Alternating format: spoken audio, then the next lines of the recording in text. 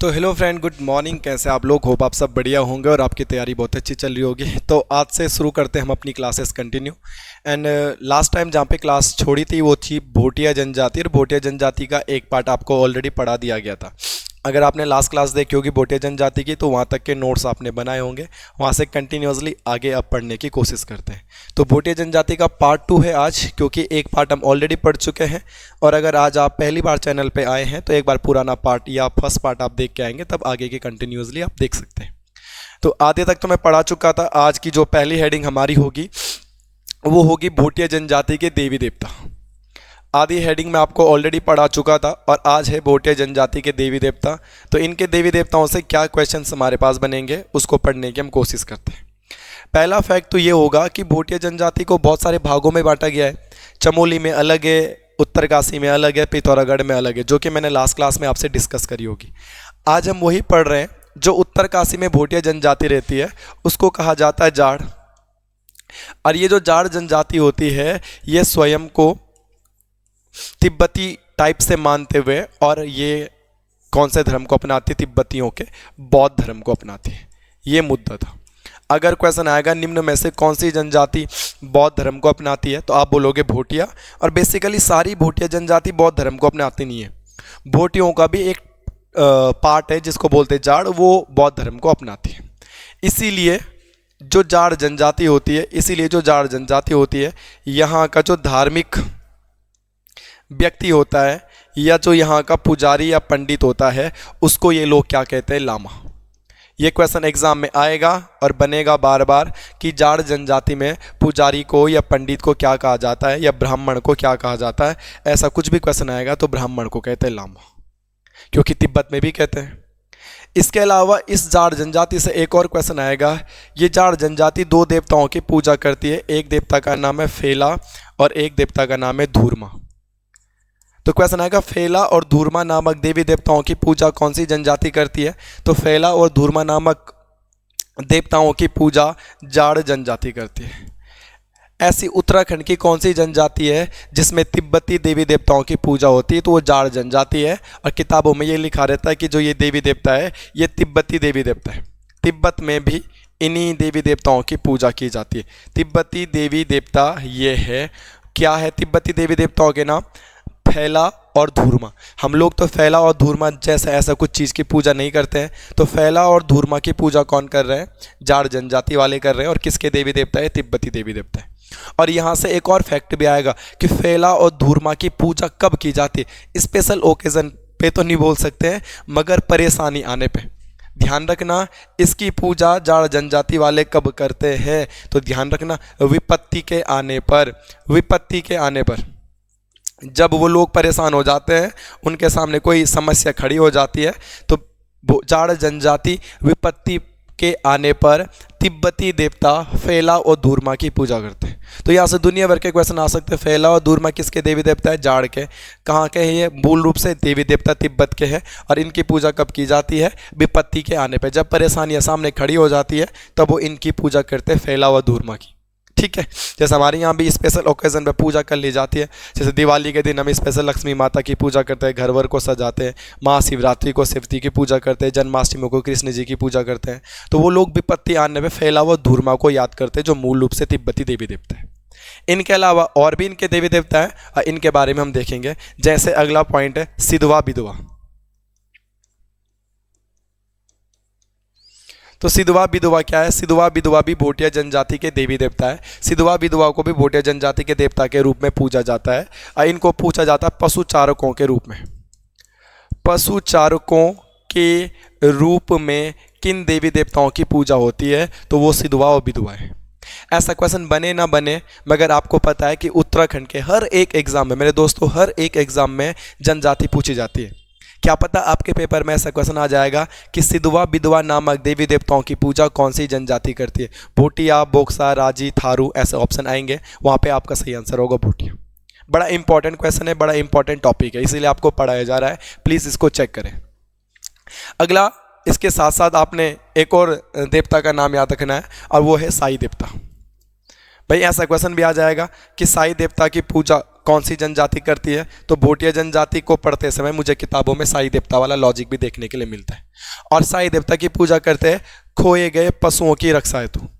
खोए गए पशुओं को खोजने के लिए। जब कभी हम गाँव में जाते थे जंगल में गाय चराने के लिए, तो कई बार ऐसा होता था गाय को बाघ ही मार देता था, या कई बार ऐसा होता था गाय या जो भी है बैल बछी ये जंगल में भटक जाते थे या घर ही नहीं आते थे, इधर उधर कहीं खो जाते थे, चरते चरते चरते कहीं दूसरे साइड चले जाते थे, तो बड़ा मुश्किल होता था। तो हमारे भी जंगलों में जंगलों में तो नहीं मगर हमारे भी गाँव में सिद्ध बाबा की पूजा होती, तो फिर हम सिद्ध बाबा को भेंट वगैरह चढ़ाते थे कि गाय मिल जाए। सम टाइम मिल भी जाती थी, दैट टाइम आपको लगेगा कि ऐसा तो पॉसिबल नहीं है, बट मिलती थी। और कभी कभी बाघ मार देता था उसे, तो फिर क्या कर सकते थे, ठीक है, क्योंकि हम तो बिल्कुल कॉर्बेट नेशनल पार्क के अंदर रहते, तो वहाँ बाघ वाघ तो नॉर्मल सी चीज़ है, गाय को खाते ही रहता बाघ वाघ। तो फिलहाल के लिए खोए गए पशुओं की रक्षा हेतु या खोए गए पशुओं को ढूंढने हेतु या खोए हुए पशुओं की पूजा के लिए किस देवता की पूजा करते हैं? वो साई देवता की पूजा करते हैं जब पशु खो जाते हैं। इसके अलावा एक और देवता इनका देखने के लिए मिलता है, और वो देवता आपको ध्यान रखना है, उस देवता का नाम है घंटा कर्ण का देवता। तो कौन सी जनजाति घंटा कर्ण देवता की पूजा करती है? तो ये भी भोटिया जनजाति में ही घंटा कर्ण देवता का नाम लिखोगे। चमोली में बुग्यालों में चरने गए पशुओं की रक्षा हेतु। बेसिकली आपको पता है भोटिया जनजाति 3 जिलों में रहती है। तो चमोली में जब भोटिया जनजाति बुग्यालों में अपने पशुओं को चराती है, बुग्यालों में चमोली में बुग्यालों में गए पशुओं की रक्षा हेतु, ठीक है, ये पॉइंट आप ध्यान में रखना। इनकी रक्षा हेतु किसकी पूजा की जाती है? घंटा कर्ण देवता की पूजा की जाती है चमोली साइड। वैसे मैंने आपको पुरानी क्लास में बता रखा है, अगर आपने प्रीवियस क्लास देखी होगी तो आपके डाउट क्लियर होंगे कि चमोली में इनको क्या कहते हैं, उत्तरकाशी में इनको क्या कहते हैं, पिथौरागढ़ में इनको क्या कहते हैं। अगर आपने प्रीवियस क्लास नहीं देखी तो प्ले लिस्ट में जाके आप पहली क्लास देखेंगे तो ये वाली क्लास आसानी से समझ में आएगी। फिलहाल हम पढ़ रहे थे देवी देवता, हमने लामा वाला पॉइंट देखा, हमने फैलाव और धूरमा वाला पॉइंट देखा, सिधवा विधवा ये सारी चीज़ें हमने देख ली है। तो ये इंपॉर्टेंट चीज़ें, इनको याद कर सकते हैं। नोट करके अगर आपको एक फैक्ट लिखना होगा, नोट करके अगर आपको एक फैक्ट लिखना होगा तो लिख लेना भोटिया जनजाति के, भोटिया जनजाति के आराध्य देवता होते हैं, एक आराध्य देवता भी होते हैं, और आराध्य देवता को इनको बोलते हैं भूम्याल।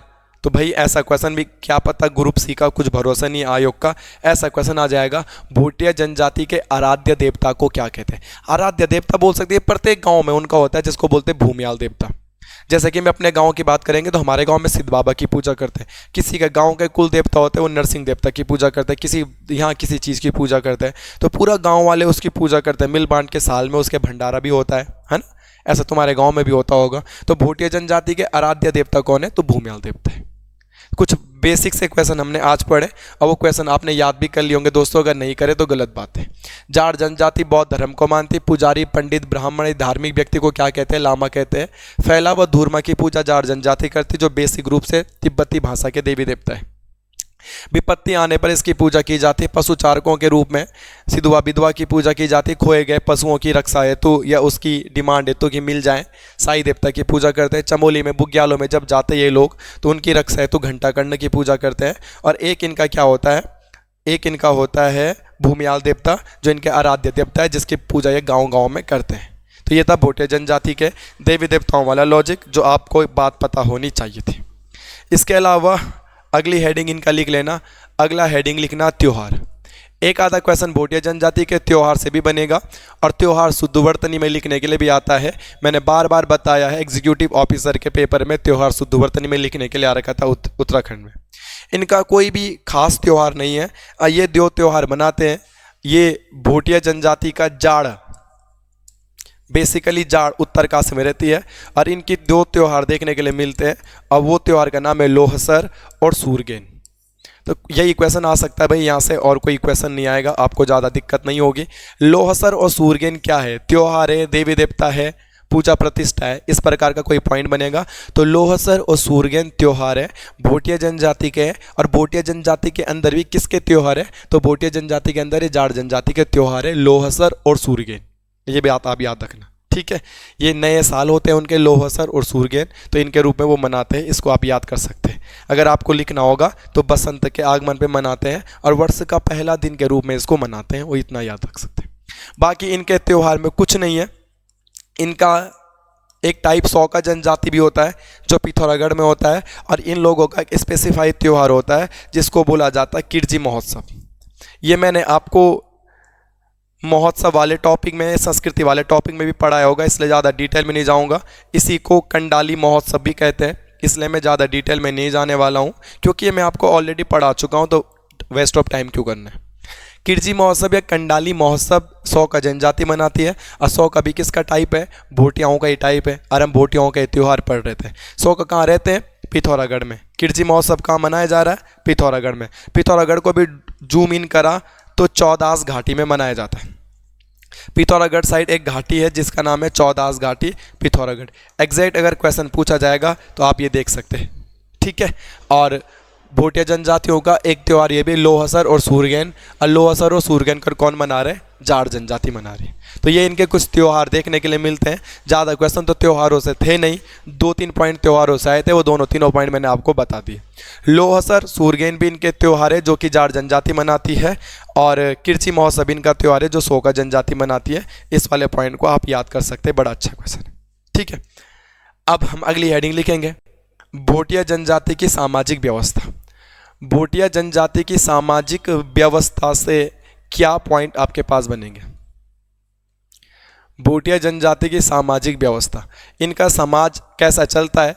हर एक जनजाति का समाज अलग अलग होता है। हमारा गढ़वालियों का समाज भी अलग होगा, कुमाऊनियों का समाज भी अलग होगा, जौनसारियों का समाज भी अलग होगा।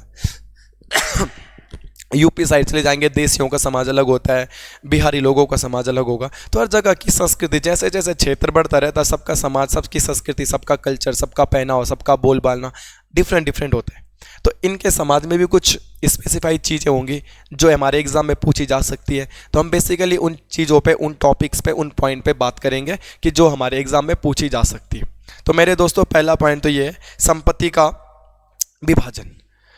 इनका जो समाज होता है, इसमें जो संपत्ति का बंटवारा है, संपत्ति का विभाजन पिताजी जीते जी कर देते, पिताजी करते। मतलब आप इस बात को समझ पा रहे हैं, ठीक है। संपत्ति का विभाजन पिता के रहते ही कर दिया जाता है। वो कौन सी जनजाति जिसमें संपत्ति का विभाजन पिताजी के रहते रहते या पिताजी स्वयं करके चले जाते, वही है बेसिकली। चाहे अभी हम देखते हैं कि हम 2 भाई, हम 3 भाई, हम 4 भाई, हम 5 भाई हैं, हम तो भाई बहुत मिलजुल के रहते हैं, हम तो ऐसे ही रहेंगे, हम अपनी परिवार को संयुक्त परिवार बना के रहेंगे।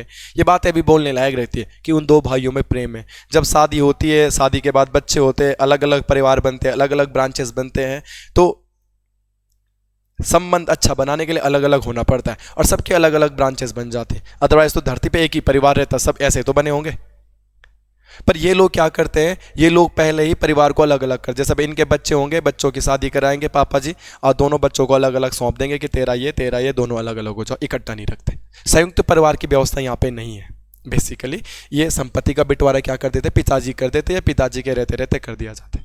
नेचुरली हमारे पहाड़ों में भी बंटवारा होता है संपत्ति का, तो पिताजी की जब डेथ हो जाती है तो बच्चे आपस में संपत्ति को बांट देते हैं, यहाँ जीते जी हो जाते हैं। अगला पॉइंट यहाँ पे एक आ रखा है कि ये लोग सगे संबंधियों को क्या कहते हैं।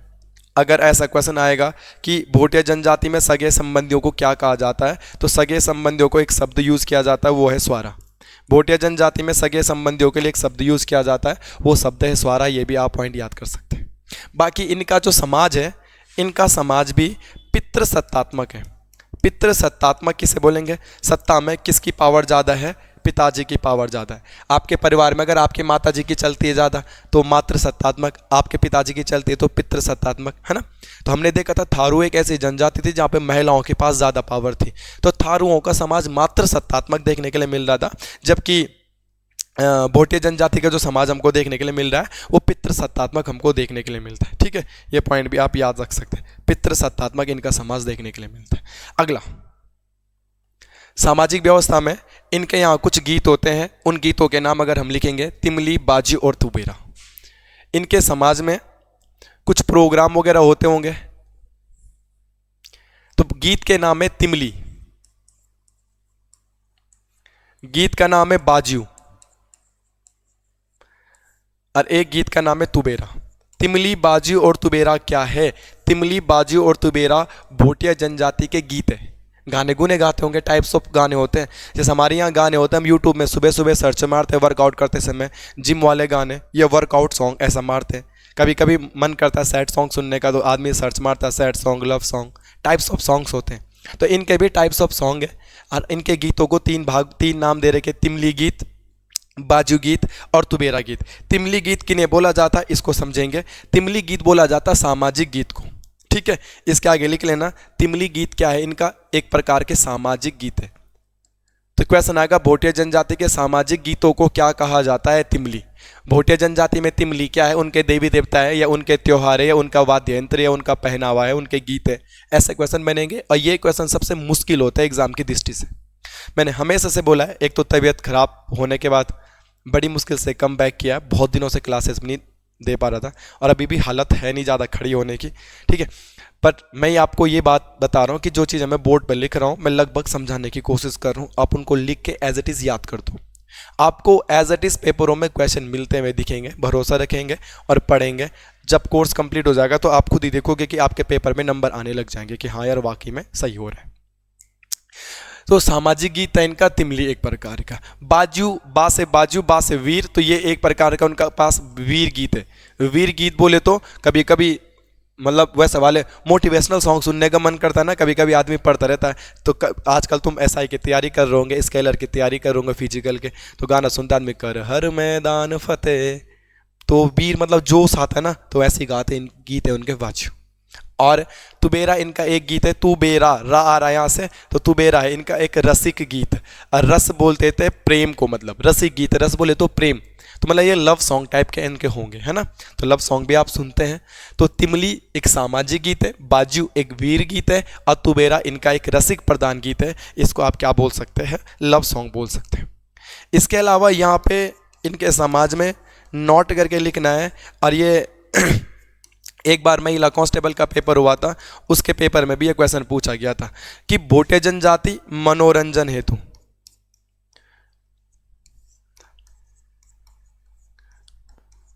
भोटिया जो जनजाति होती है ये मनोरंजन हेतु मुख्य रूप से एक वाद्य यंत्र को बजाती है। और ये आप लोगों को बहुत अच्छे से पता होगा, बट जो नई नई तैयारी कर रहा है, जिसको नहीं पता होगा, ये जिसको प्रॉपरली नोट्स बनाने हैं, तो भाई बाद में रिवाइज करना पड़ेगा, बाद में तो वीडियो देखोगे नहीं, इसलिए नोट्स बना रहे हैं। तो इनका एक मनोरंजन हेतु मुख्य रूप से एक वाद्य यंत्र को बजाते हैं। मनोरंजन हेतु मुख्य रूप से किसको बजाते हैं? हुड़का नामक वाद्य यंत्र बजाते हैं। हुड़का नामक वाद्य यंत्र को ये बजाते हैं, ठीक है। ये हुड़का क्या है? इनका एक वाद्य यंत्र है, ये भी ध्यान में रखना भाई। हुड़का क्या है? इनका वाद्य यंत्र है। आपने कमेंट करके बताना है। मैंने आपको उत्तराखंड की संस्कृति पढ़ाई थी, तो हुड़का किस प्रकार का वाद्य यंत्र है? वाद्य यंत्र मैंने 4 प्रकार के बताए थे, चर्म वाद्य यंत्र, धातु वाद्य यंत्र, गंध वाद्य यंत्र, सुशिर वाद्य यंत्र। तो आपने मुझे बताना है कि ये हुड़का जो वाद्य यंत्र है जिसको भोटिया जनजाति बजा रही है, ये कैसा वाद्य यंत्र है, ये भी उनको आपने मुझे बताना है, ठीक है। अगला, इनके यहाँ सामाजिक व्यवस्था हम पढ़ रहे, कुछ गीत हमने देखे, सगे संबंधियों को क्या कहता है ये सिस्टम हमने देखा। इसके अलावा इनके समाज की कुछ प्रथाएं होती हैं, जैसे हमारे समाज में भी प्रथाएं होती है। बच्चा पैदा होता है, उसके बाद उसका नामकरण वगैरह रखते हैं, अन्नप्राशन भी होता है, मुंडन होता है। तो कई चीज़ें हमारी कल्चर में चीज़ें होती है। तो इनके कल्चर में भी ऐसे 2-3 पॉइंट हमें निकल के आते हैं। हमें वो सारे पॉइंट पढ़ने जो बुक्स में दिए गए हैं, क्योंकि एग्जामिनर बुक से ही क्वेश्चन बनाएगा, और क्या पता कब कौन सा क्वेश्चन एग्जाम में पूछ लिया जाए, ना वो आपको पता ना वो हमको पता। तो हम पढ़ लेते हैं इनके सामाजिक सिस्टम में। तो पहला हेडिंग लिखेंगे भूमो। भूमो इनका एक प्रोसेस होता है, क्या होता है उसको देखने की कोशिश करते हैं। भूमो में लिख जा, भूमो। हाँ, तो इनके समाज में भूमो नामक प्रथा, इसमें क्या होता है भाई, क्या सिस्टम है भूमो का? बेसिकली भोटिया जनजाति का एक पार्ट होता है। अब भोटिया जनजाति का एक पार्ट होता है शोका, तो ये भूमो नामक प्रथा शोका जनजाति में देखने के लिए मिलती। नॉर्मल क्वेश्चन आएगा, भूमो नामक प्रथा किस जनजाति में देखने के लिए मिलती है? और आपने सिंपल याद किया भोटिया, उसमें भोटिया के अंदर अंदर पूछ दिया जाड़ में, तोलचा में, मार्चा में, शौका में, तो आप क्या बोलोगे? शौका में। तो शौका के अंदर एक भूमो नामक प्रथा होती है। और इसमें जब नवजात शिशु या इसमें जब बच्चा 3 माह का होता है तो नए वस्त्र पहनाए जाते हैं। 3 माह का होता है तो नए वस्त्र उसको पहनाए जाते हैं, नए वस्त्र पहनाए जाते हैं। उसको बच्चे को, तो वो भी पूजा पाठ करते होंगे कुछ। जहाँ तक मुझे लग रहा है तो 3 महीने तक ये बच्चे को सिले हुए कपड़े नहीं पहनाते। जैसे हमने कपड़े पहने तो सिले हुए है ना, ये तब तक बच्चे को ऐसे चादर या शॉल या तौलिया जैसे कपड़ा पहनाते उससे लपेट के रखते हैं, ऐसा मुझे लगता है। बाकी एक्चुअल में तो वही लोग जाने। तो फिलहाल के लिए हमें किताबों में क्या मिला, भूमो प्रथा शौका जनजाति इसको सेलिब्रेट करती है, और जब नवजात शिशु यहाँ 3 महीने का हो जाता है उसके बाद उसको नए वस्त्र पहनाए जाते हैं और पूजा पाठ किया जाता है। ठीक है, अगला है प्रस्पा वामो। प्रस्पा वामो को तो आपको कोई भी याद करने की ज़रूरत नहीं है। प्रस्पा वामो आपके समाज में भी होता है, चाहे आप किसी भी समाज के हो। इसको बस तुम इतना याद कर लेंगे, मुंडन है ना। हम लोग करवाते हैं ना अपना मुंडन, टकला हो जाते हैं 5 साल में 3 साल में, ऐसा कुछ होता है कि जो हमारे जन्मजात वाले बाल रहते हैं उनको काटा जाता है, टकला बनाया जाता है, फिर से नए बाल उगते है ना। तो बोलते हैं ना लड़का 2 बार दूल्हा बनता है, जब उसका मुंडन होता है तो उसको दूल्हा बनाया जाता है, पीले कपड़े पहनाए जाते हैं, बहुत पूजा पाठ, बाने वगैरह देते हैं। हमारे यहाँ तो जैसे शादी में बाने देते हैं लड़के को, वैसे ही बाने देते हैं वहाँ पे हल्दी के दिन। तो वही चीज़ें होती है। तो इसको तो मैंने भाई एक लाइन में लिख दिया, प्रस्पावामो। प्रस्पावामो क्या है, बाल काटने का इनका एक संस्कार है, बस ये भी याद रखना है। एक संस्कार इनका होता है बुढ़ानी। कोई बोलेगा सर बुढ़ानी क्या होता है, तो बुढ़ानी को ये समझ लो बूढ़ा होना, बुजुर्ग होना है ना। बुजुर्ग हो नहीं रहा है, मगर हम बोलते ना कि अभी तो बच्चा है भाई, अभी तो बच्चा, अभी तो छोटा, अभी तो छोटा, अभी छोटा। हमारे समाज में आदमी को छोटा कब तक माना जाता है, जब तक वो लगभग 18 साल का होता है तब उसको छोटा मानते हैं कि छोटा है भाई, चलो अब बड़ा हो गया है, क्योंकि स्कूल पढ़ता रहता है। स्कूल के बाद जैसे वो कॉलेज में आता है तब हम समझने लग जाते हैं कि अब तो ये बड़ा हो गया है भाई। तो ऐसी एक संस्कार है इनका बुढ़ानी। बुढ़ानी संस्कार को ये कब सेलिब्रेट करते हैं, तो बच्चे के 20 वर्ष पूरा होने पे। बच्चे के 20 वर्ष जब पूरा हो, 20 वर्ष होने पे, जैसे इनकी फैमिली में इनका बच्चा, इनका लड़का, इनकी बेटी 20 साल की हो जाती है, तो एक संस्कार यह सेलिब्रेट करते हैं बुढ़ानी कि भाई आज से जिम्मेदारियां आपके कंधों पर है, आज से आप बच्चे नहीं रहे हो, आज से आप अपनी सभी जिम्मेदारियां खुद ही से निभाओगे। तो बुढ़ानी एक चीज़ होती है, एक प्रथा होती है। तो मैंने आपको बता दिया, जब बच्चा 20 साल कंप्लीट कर देता है इनके समाज में, उस प्रथा को, उस प्रोसेस को क्या बोला जाता है, बुढ़ानी। ठीक है, इतनी बात समझ में आई। बहुत थक लग रही है बोलने में मेरे भाई, ठीक है। हे भगवान। नेक्स्ट, हमने सामाजिक प्रथा से संबंधित कुछ फैक्ट देखे, वो फैक्ट आपको समझाने की कोशिश करी, वो आपने नोट भी कर लिए होंगे। आगे एक और हेडिंग लिखेंगे, इनका खाद्य पदार्थ। लास्ट हेडिंग है, इससे पहले वाली क्लास में मैंने कुछ हेडिंग लिखाई थी, इस वाली क्लास में भी त्योहार पढ़ लिए, देवी देवता पढ़ लिए, सामाजिक व्यवस्था पढ़ लिए। अब इनके खान पान से रिलेटेड बड़े क्वेश्चन आते हैं कि क्या इनका फेमस भोजन है, भात को क्या कहते हैं, साग को क्या कहते हैं, रोटी को क्या कहते हैं, इनका मुख्य पेय पदार्थ क्या है। तो बड़ा इंपॉर्टेंट क्वेश्चन है, और इंपॉर्टेंट से इंपॉर्टेंट ये कि ये पेपर में बनता है।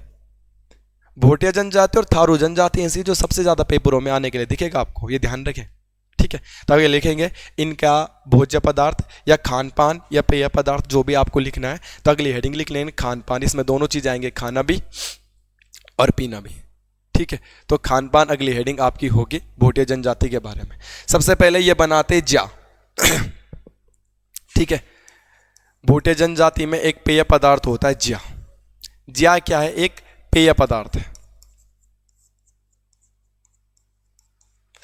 इस ज्या को क्या बनाया, किससे किससे बनाया जाता है, नमक, चाय पत्ती, दूध, पेड़ की छाल, इन सब चीज़ों को आपस में मैथ के ये बनाते एक पेय पदार्थ जिसको ये बड़े चाव से पीते हैं, उसका नाम है ज्या। ज्या नामक पेय पदार्थ का सेवन उत्तराखंड की कौन सी जनजाति करती है, तो आप क्या बोलोगे, भोटिया जनजाति करती है। इसमें एक और क्वेश्चन आता है, इन सभी चीज़ों को एक बर्तन में रख के घोटते घोटते घोटते घोटते घोटते घोटते घोटते घोटते घोटते घोटते घोटते आफ्टर दिस का यूज़ करते हैं। जैसे हम गाँव में कभी स्कूल पढ़ते थे ना बचपन में, आपने तो ऐसे ज़िंदगी जी होगी, नहीं जी होगी। अब तो गांव में सबके यहाँ फ्रीज होते हैं, और फ्रीज में कोका कोला वगैरह, ये कोल्ड ड्रिंक्स वगैरह, सॉफ्ट ड्रिंक वगैरह दुनिया भर की रहती है, रूअफ़ज़ा वगैरह। बट हमारे टाइम पे तो ऐसा कुछ था नहीं, मेरा तो घर पे फ्रीज ही नहीं था। मेरे घर पे तो फ्रीज लेके मैं अभी खुद ही गया हूँ, 1-2 साल हो रहे होंगे, है ना। तो मेरे दोस्त के घर पे फ्रीज रहते थे, और दूसरे स्कूल, मतलब स्कूल में पढ़ता, दूसरे गाँव से आता था, तो इस फ्रीज़र के अंदर ठंडी बोतल कर देता था, सो अंदर बर्फ़ ही जम जाता था बोतल के अंदर। और तब उस बर्फ़ को हम इस घर लेके आते थे छुट्टी होने के टाइम पे, वो पिघल चुकी होती थी, बट थोड़ा बहुत ठंडा पानी उसमें रहता था। फिर 1 रुपये का 2 रुपये का रसना आता था, रसना एक छोटी सी पैकेट आती थी, उसको कभी हम नॉर्मल फाड़ते तो लाल हो जाता था, तब उसको उसके अंदर डालते थे बोतल के अंदर, फिर घर से चीनी मिला के उसको घोलते थे और तब उसको पीते थे। बड़े ऐसा खुश रहते थे कि वाह हम रसना पी रहे हैं, तो ऐसे ये भी मेथ है, ऐसे नमक चाय पत्ती दूध पेड़ की छाल से बनाते ज्या। और ये हम तो रसना बोतल में घोल देते थे चीनी मिला के, तब उसको पीते रहते थे घोल के, स्कूल भी लेके जाते थे।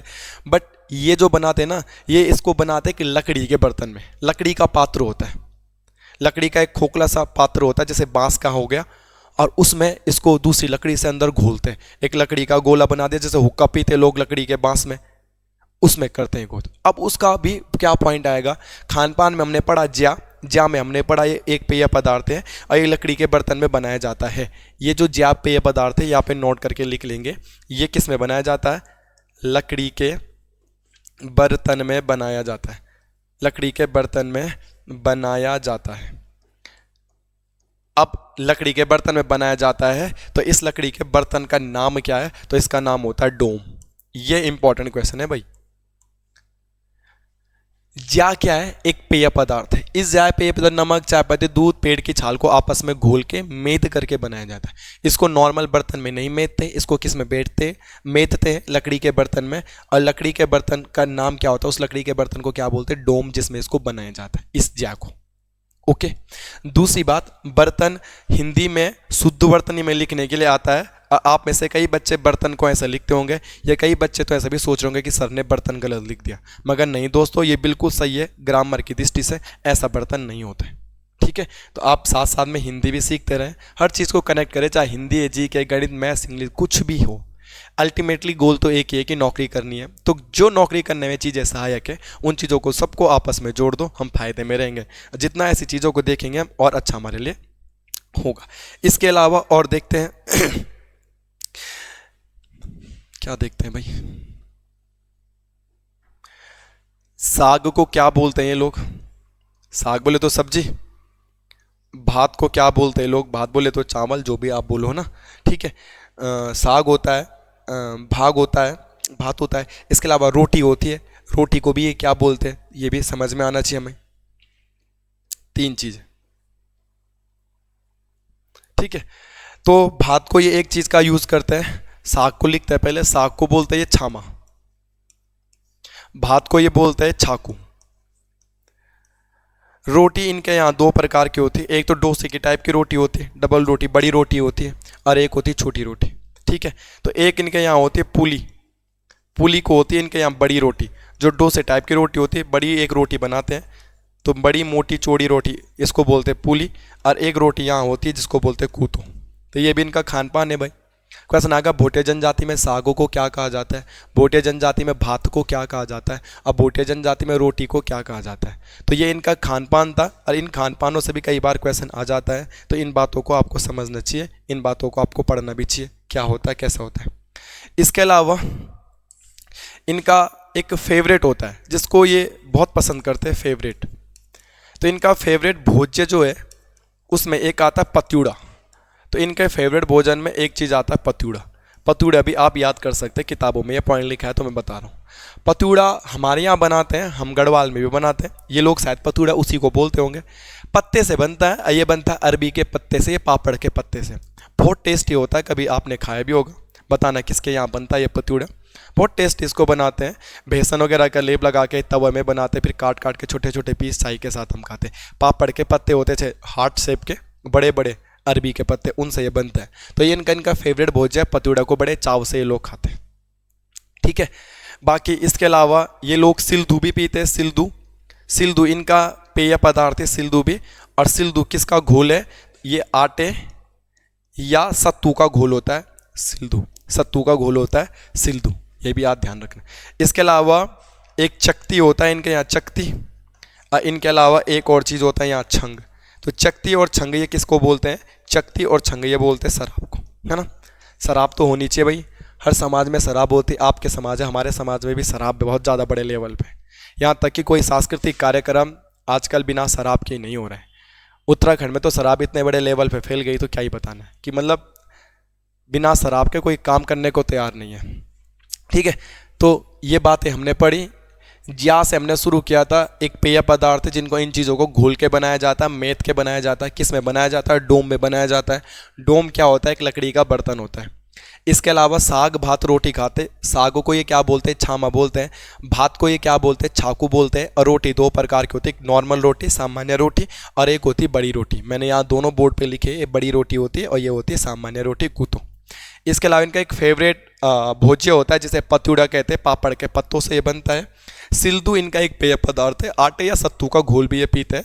और चकती और छंग ये शराब को बोलते हैं, और शराब भी ये होममेड बनाते हैं भाई, चकती और छंग। ठीक है, तो ये कुछ फैक्ट थे इनके भोज्य पदार्थों से या इनके खान पान से कुछ क्वेश्चन थे, और वो सारे के सारे पॉइंट मैंने आपको लिखा दिए हैं। उम्मीद करता हूँ कि आप इन सारी चीज़ों को पढ़ते भी होंगे, याद भी करते होंगे। ठीक है, इसके अलावा कुछ वन लाइनर क्वेश्चन इस जनजाति के बच जाते हैं। सारी हेडिंग तो हमने पढ़ ली है, इन हेडिंग के अलावा कुछ वन लाइनर क्वेश्चन बच जाते हैं, और ये बहुत इंपॉर्टेंट है। फॉरेस्ट गार्ड के पेपर में यहाँ से क्वेश्चन भी आया था। आपको पता है भोटिया जनजाति टाइम टू टाइम अपना निवास बदलती रहती है, क्योंकि सर्दियों के टाइम पे पहाड़ों में, हिमालय में बड़े लेवल पे बर्फ़ गिर जाती है, बुग्याल ढक जाते हैं, और उनकी भेड़ बकरियां जो होती है उनके लिए घास नहीं रहती, वहाँ सारी घास तो बर्फ़ के नीचे दब जाती है। तो इसलिए विंटर सीजन में ये मैदानी इलाकों में आ जाते हैं। तो दो क्वेश्चन आते हैं इनके, ग्रीष्मकालीन आवास और शीतकालीन आवास को क्या कहते हैं। ठीक है, ये बहुत ईजी क्वेश्चन है, आप लोगों ने बार बार पढ़े भी है, मगर जब एग्जामिनर एग्ज़ाम में पूछता है तो बहुत कन्फ्यूज़न उस समय हो जाता है कि ग्रीष्मकालीन आवास कौन सा था और शीतकालीन आवास कौन सा था। पढ़ लिख के भी आदमी गलत कर देता है, दो ऑप्शन तो क्लियर रहते हैं, मगर उन दो ऑप्शनों में भी आदमी सही चूज़ नहीं कर पाता। ये फॉरेस्ट गार्ड के पेपर में भी आया था। ग्रीष्मकालीन जो इनका अपना पर्सनल आवास है, जो अपना इनका होता है, इसको बोलते हैं मेथ, और ग्रीष्मकालीन आवास होता है इनका मुंडा या मुंसा। ठीक है, इसको आप याद कर सकते हैं। ग्रीष्मकालीन आवास जो इनका ये है, अगर मैंने गलत बोला तो दोबारा बोल देता हूँ, ग्रीष्मकालीन मैथ, एंड शीतकालीन जो इनका होता है विंटर सीजन में, उसको ये मुंडा या मुंसा कहते हैं। फॉरेस्ट गार्ड के पेपर में एक ऐसा क्वेश्चन आया था, वो भी पॉइंट आप ध्यान रख सकते हैं, बड़ा अच्छा है। अगला वन लाइनर क्वेश्चन क्या आ सकता है कि सबसे शिक्षित जनजाति कौन सी है भाई। ठीक है, तो सबसे शिक्षित जनजाति, सबसे शिक्षित जनजाति जो होती है, सबसे शिक्षित जनजाति का टैग भी भोटिया जनजाति को मिला है। लिटरेसी रेट सभी जनजातियों में भोटिया जनजाति का ज़्यादा होगा, तभी सबसे शिक्षित बोलते हैं। मुझे तो इतना याद है कि जब हमारे गांव में ये भोटिया जनजाति वाले आते थे ना पहले, मतलब जिनके पास बड़ी सी बहुत सारी भीड़ बकरियों की होती है, इनके पास कुत्ते भी होते थे, घोड़े भी होते थे, तो जंगलों में रहते थे ना, तो वो जब जंगलों में भी रहते थे शीतकालीन में, तो ये सरकारी स्कूल में पढ़ने के लिए आते थे, मुझे इतना अच्छे से याद है।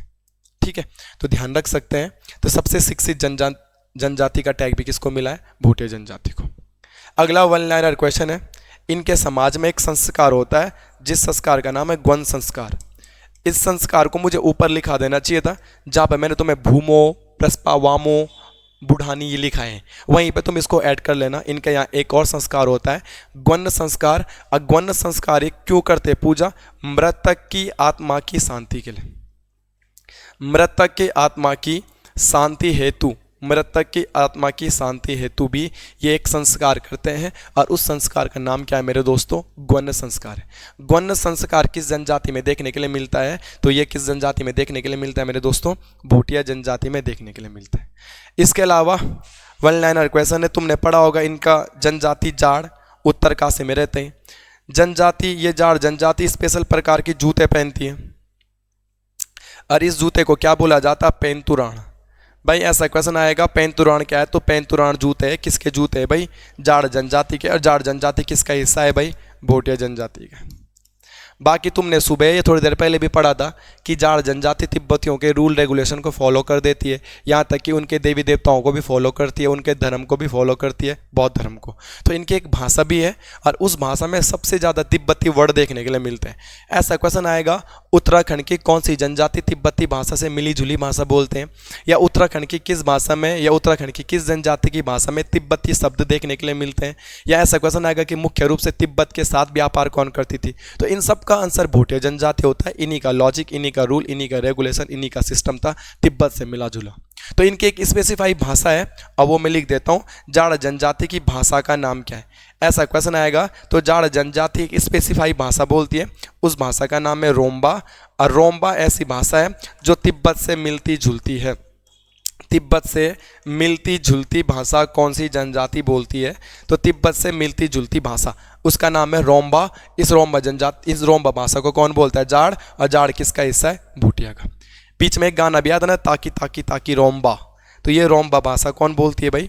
तिब्बत में बोली जाती है, तिब्बत से रिलेटेड भाषा है। और उत्तराखंड में इस तिब्बती भाषा को क्या बोला, कौन बोलता है? जाड़ जनजाति बोलती है। ये भी आपको ध्यान रखना है, बड़ा इंपॉर्टेंट चीज़ है, ठीक है। बाकी तो क्या ही है, बाकी वन लाइनर क्वेश्चन। खेती बाड़ी करते हैं, तो खेती बाड़ी जंगलों में खेत करते हैं भाई, जंगलों में रहते हैं, तो काटिल विधि से खेती करते हैं। उत्तराखंड की कौन सी जनजाति काटिल विधि से खेती करती है भाई? ये आप लिख लेना, बाकी समझा मैं दूंगा कि काटिल विधि उसको बोला जाता है जब जंगलों को काट के या जंगलों में आग लगा के हम खेती करने योग्य भूमि बनाते हैं, और उसको बोलते हैं काटिल विधि से खेती करना। ये जंगलों में रहते थे, जंगलों में वहाँ पे रहते थे जहाँ पे मैदान टाइप का होगा, पेड़ होंगे, और ये उन पेड़ों के नीचे साफ करके झाड़ी झूड़ी होगी, उनको काट करके जला करके जहाँ पे अपनी झोपड़ी बनाते थे, झोपड़ी के नज़दीक कुछ बोने का सामान बोते होंगे, बोने की साग सब्जी बोते होंगे, उसी खेती को करते हैं। तो जंगलों में की जाने वाली खेती, जैसे झूम खेती होता था, तो ऐसी जंगलों को काट के काटिल विधि से खेती करते हैं। आग वाग लगा के जंगलों को साफ करके की जाने वाली खेती इसे काटिल खेती। तो काटिल विधि से खेती कौन सी जनजाति करती है? यही करती है। इसके अलावा मैंने बोला तिब्बती के भाषा कौन बोल रही है? जाड़।